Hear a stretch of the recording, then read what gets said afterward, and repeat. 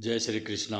भगवान श्री कृष्ण ने अध्याय 9 के श्लोक 30 और 31 में बताया कि यदि कोई जघन्य से जघन्य कर्म करता है किंतु यदि वह फिर भी भक्ति में रत रहता है तो उसे साधु मानना चाहिए, क्योंकि वह अपने संकल्प में अडिग रहता है। कृष्ण भावना भक्ति में लगा रहता है, उसके लिए कर्म करता है तो दिव्य कहलाते हैं। कृष्ण भावना में रत व्यक्ति सामाजिक व राजनीतिक दृष्टि से निंदनीय कार्य कर बैठता है, किंतु इस प्रकार के क्षणिक पतन से वह अयोग्य नहीं हो जाता। श्रीमद् भागवत में कहा गया है कि यदि कोई व्यक्ति पतित हो जाए किंतु यदि भगवान की दिव्य सेवा में लगा रहे तो हृदय में वास करने वाले भगवान उसे शुद्ध कर देते हैं और निंदनीय कार्य करने के लिए क्षमा कर देते हैं। भौतिक कलश में इतना प्रबल है कि भगवान में सेवा में लगा योगी भी कभी कभी अब उसके जाल में आ फंसता है, लेकिन कृष्ण प्रेम भावना इतनी प्रबल शक्तिशाली है कि इस प्रकार का आकस्मिक पतन तुरंत रुक जाता है। जो ही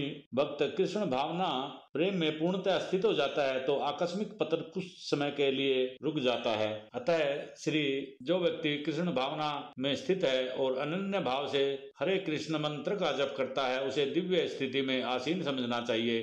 भले ही देव साथ उसका पतन क्यों न हो चुका हो, तब भी उसे साधु मानना चाहिए।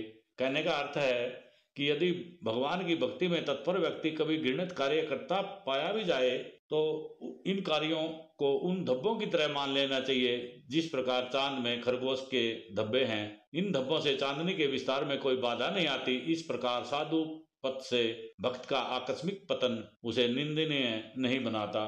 भौतिक संबंधों की प्रबलता के कारण कभी कोई दुर्घटना हो सकती है। भक्ति तो एक प्रकार से माया के विरुद्ध युद्ध की घोषणा है।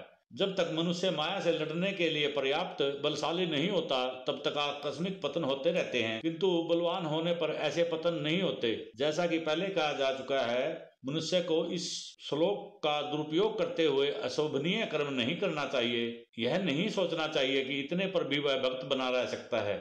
यदि वह भक्ति के द्वारा अपना चरित्र नहीं सुधार लेता तो उच्च कोटि का भक्त नहीं मानना चाहिए। संयोगवश या स्वेच्छा से निंदनीय कर्मों में प्रवृत्त होने वाले व्यक्ति किस प्रकार भक्त हो सकता है? जो दुष्ट आत्मा कभी भक्ति के पास नहीं भटकता, उसके कोई सद्गुण नहीं होते। निरंतर भगवान का चिंतन करने से वह स्वतः ही शुद्ध हो जाता है। वेदों के अनुसार ऐसा विधान है कि कोई अपने उच्च पद से गिर जाता है तो अपनी शुद्धि के लिए उसे अनुष्ठान करने होते हैं, किंतु ऐसा करने का प्रतिबंध नहीं है, क्योंकि शुद्धि की क्रिया भगवान का निरंतर स्मरण करते रहने से ही भक्त के हृदय में चलती रहती है।